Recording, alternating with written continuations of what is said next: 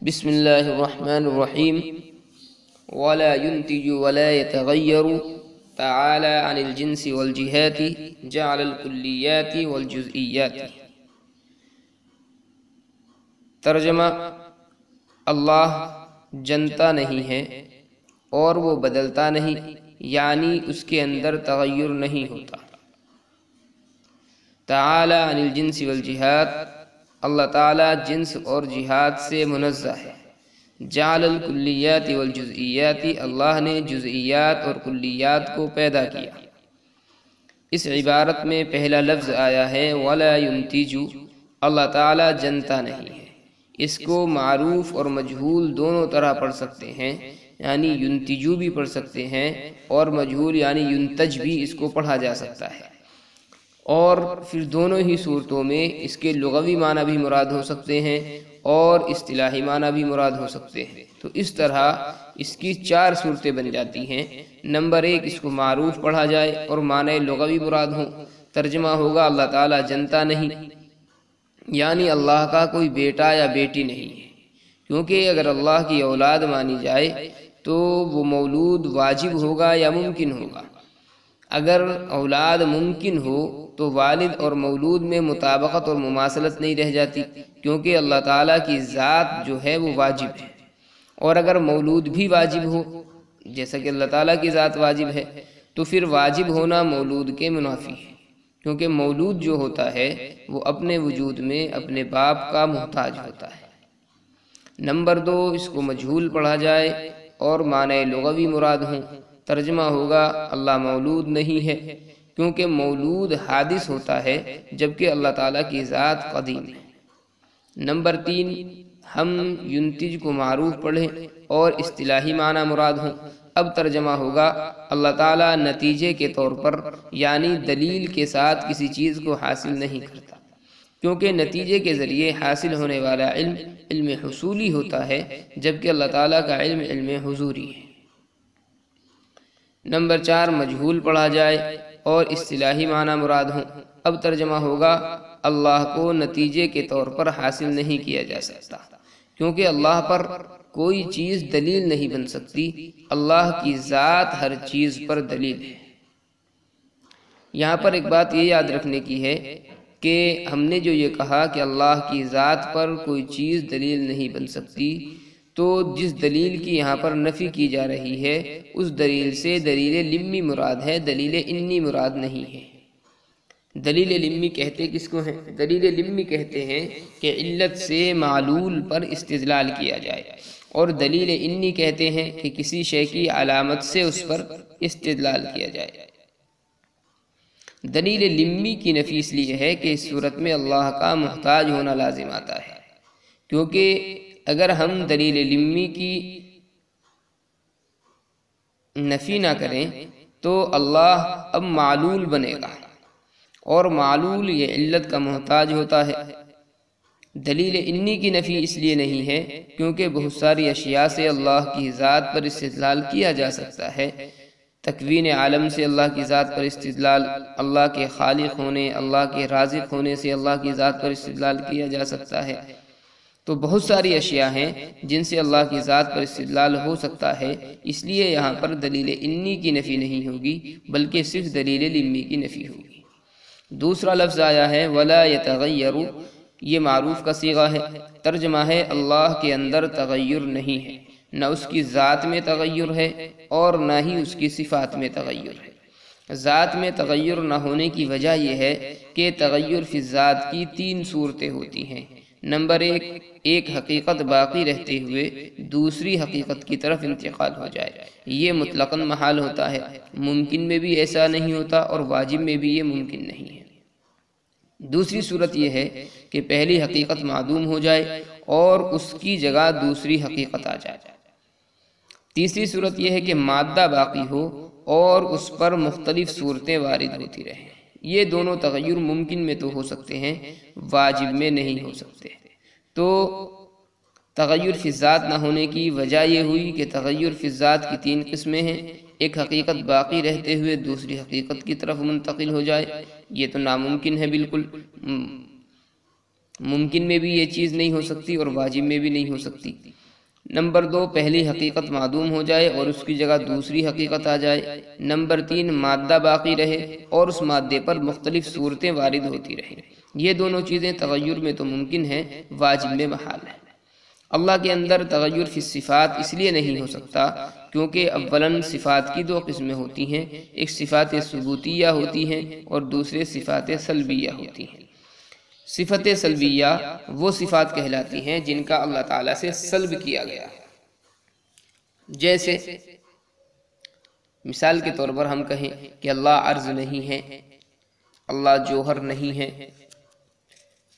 اللہ خالق نہیں ہے، اللہ غیر خالق نہیں ہے۔ تو یہ جو صفات ہیں ان میں تغیر اس لیے نہیں ہو سکتا کیونکہ ان کا مصداق جو ہے وہ صرف ذات باری تعالیٰ ہے، اس لیے ان صفات میں تغیر، یہ تغیر فی الذات کو مستلزم ہے۔ اگر ہم ان صفات میں تغیر مانتے ہیں تو لازم آتا ہے کہ ذات میں بھی تغیر، اور صفات تغیر فی الذات پیچھے ہم پڑھ چکے ہیں کہ تغیر فی الذات جو ہے وہ محال ہوتا ہے اللہ کی ذات میں۔ صفات ثبوتیہ میں اس لیے تغیر نہیں ہے کہ صفات ثبوتیہ کی 3 قسمیں ہوتی ہیں، ایک حقیقیہ محضہ ہوتی ہے، یہ وہ صفات ہیں جو اپنے مفہوم اور تحقق میں غیر کی محتاج نہ ہوں، جیسا کہ وجود، حیات۔ نمبر 2، حقیقیہ ذات الاضافت، یہ وہ صفات ہیں جو اپنے مفہوم میں تو غیر کی محتاج نہ ہوں لیکن تحقق میں محتاج، جیسے علم، یہ اپنے تحقق میں معلوم کا اور قدرت مقدور کا محتاج ہے۔ نمبر 3، اضافیہ محضہ، اضافیہ محضہ جو اپنے مفہوم اور تحقق دونوں میں غیر کی محتاج ہو، جیسے ابوت، باپ ہونا، یا بنوت ہے بیٹا ہونا۔ ظاہر بات ہے کسی کا باپ ہونا اس وقت ثابت ہو سکتا ہے جبکہ اس کی نسبت بیٹے کی طرف، اگر بیٹے کی طرف نسبت نہیں ہے تو باپ ہونا بھی ثابت نہیں ہو سکتا۔ ایسے ہی بیٹا ہونا اس وقت ثابت ہوگا جب اس کی نسبت باپ کی طرف ہو۔ ان میں حقیقیہ محضہ اور ذات الاضافت، ان دونوں میں تغیر نہیں ہے کیونکہ یہ اللہ کے کمالات ہیں۔ اگر ان میں ہم تبدیلی مانیں اور یہ مانیں کہ یہ عدم سے وجود میں تبدیل ہوتی ہیں تو اس کا مطلب یہ ہوگا کہ اللہ تعالیٰ پہلے ان صفات سے عاری تھا جو ایک طرح کا اللہ کی ذات میں نقص ہے۔ ہاں البتہ اضافیہ محضہ جو ہے اس کے اندر تغیر ہو سکتا ہے۔ تو صفات سلبیہ میں تغیر اس لیے نہیں ہو سکتا کہ ان کا جو مصداق ہے صرف اللہ تعالیٰ کی ذات ہے، جیسے اللہ لیس بعرض، اللہ عرض نہیں ہے، یا اللہ لیس بجوہر، اللہ جوہر نہیں ہے۔ تو یہ جو صفات ہیں یہ اللہ کی ذات کے ساتھ خاص ہیں، اس لیے ان صفات میں اگر تغیر مانے تو ذات میں تغیر ماننا پڑے گا۔ صفات ثبوتیہ میں تغیر اس لیے نہیں کہ ان کی 3 قسمیں ہیں، ایک حقیقیہ محضہ ہے جو اپنے مفہوم اور تحقق میں غیر کی محتاج نہ ہوں، جیسے وجود اور حیات ہے۔ دوسرے حقیقیہ ذات الاضافت ہے جو اپنے مفہوم میں غیر کی محتاج نہ ہوں لیکن تحقق میں محتاج ہوں، جیسے علم اپنے تحقق میں معلوم کا محتاج ہوتا ہے۔ تیسرے اضافیہ محضہ ہیں جو اپنے مفہوم اور تحقق دونوں میں غیر کی محتاج ہوں، جیسے ابوت، باپ ہونا، یا بنوت، بیٹا ہونا۔ تو ان تینوں صفات میں حقیقیہ محضہ اور ذات الاضافت میں تغیر نہیں ہوتا کیونکہ اللہ تعالیٰ کے کمالات ہیں۔ اگر ان میں تبدیلی مانے اور یہ مانے کہ یہ عدم سے وجود میں تبدیل ہوتی رہتی ہیں تو اس کا مطلب یہ ہوگا اب کہ اللہ تعالیٰ پہلے ان صفات سے عاری تھا، اور اللہ کا ان صفات سے کسی بھی زمانے میں عاری ہونے کو تسلیم کرنا یہ اللہ کی ذات میں نقص کو ماننا ہے۔ ہاں البتہ اضافیہ محضہ جو ہے اس کے اندر تغیر ہو سکتا ہے۔ تعالی عن الجنس والجہاد، اللہ تعالیٰ جنس اور جہاد سے منزہ ہے۔ یہاں پر جنس کے اگر لغوی ہم معنی مراد لیں یعنی ہم جنس ہونا، تو اب یہ جملہ جو ہے یہ سوال مقدر کا جواب ہوگا۔ سوال یہ ہے کہ اللہ تعالیٰ لا یحد ولا یتصور کیوں ہے، یعنی اللہ کی حد بندی نہیں کی جا سکتی یا اللہ کا تصور نہیں کیا جا سکتا، ایسا کیوں ہے؟ تو اس کا جواب یہ دیا کہ اس کا کوئی ہم جنس اور مماثل نہیں ہے۔ اور اگر ہم جنس کے اصطلاحی معنی مراد لیں تو یہ بھی درست ہے۔ اب ترجمہ ہوگا اللہ تعالیٰ کی جنس نہیں ہے، کیونکہ جس کی جنس ہوتی ہے اس کی فصل بھی ضرور ہوگی، اور جس کی جنس اور فصل ہو وہ مرکب ہوتا ہے تو یہ بھی مرکب ہو جائے گا، یعنی اللہ تعالیٰ کی ذات اور مرکب حادث ہوتا ہے جبکہ اللہ تعالیٰ کی ذات قدیم ہے۔ والجہاد، یہاں پر جہاد سے مراد جہات ستہ یعنی یمین، شمال، خلف، قدام، تحت، فوق یہ بھی ہو سکتا ہے، اور ابعاد ثلاثہ یعنی طول، عرض، عمق یہ بھی مراد ہو سکتا ہے۔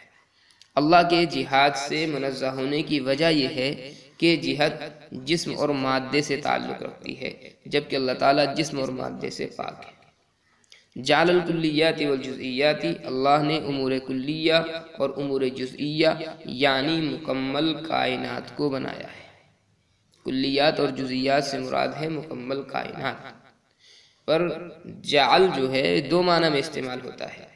نمبر ایک، جعل بمعنی خلق، جب یہ خلقہ کے معنی میں استعمال ہو تو اس وقت یہ متعدی بیک مفعول ہوتا ہے۔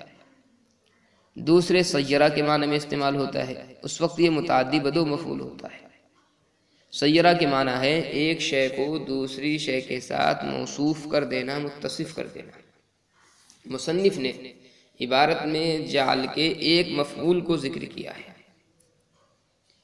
اور ایک مفعول کو ذکر کر کے اس طرف اشارہ کیا ہے کہ جعل کی دو قسمیں ہوتی ہیں، ایک جعل بسیط ہوتا ہے اور ایک جعل مرکب ہوتا ہے۔ دراصل اس سلسلے میں ایک اختلاف تھا کہ جعل بسیط ہوتا ہے یا جعل مرکب ہوتا ہے۔ یہ اختلاف اصل اشراقیین اور مشائیین کا ہے۔ تو مصنف رحمۃ اللہ علیہ نے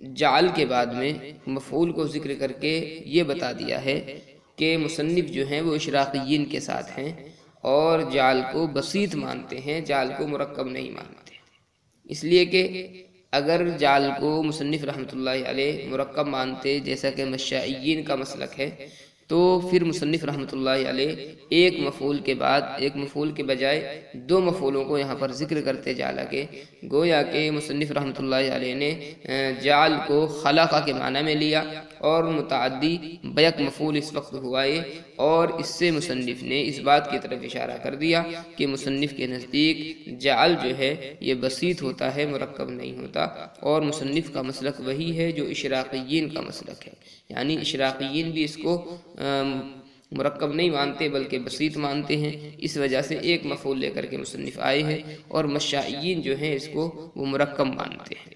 تو اگر مرکب ہوتا تو دو مفعولوں کی طرف متعدی ہوتا، ایک مفعول کی طرف متعدی ہے، اس سے معلوم ہوا کہ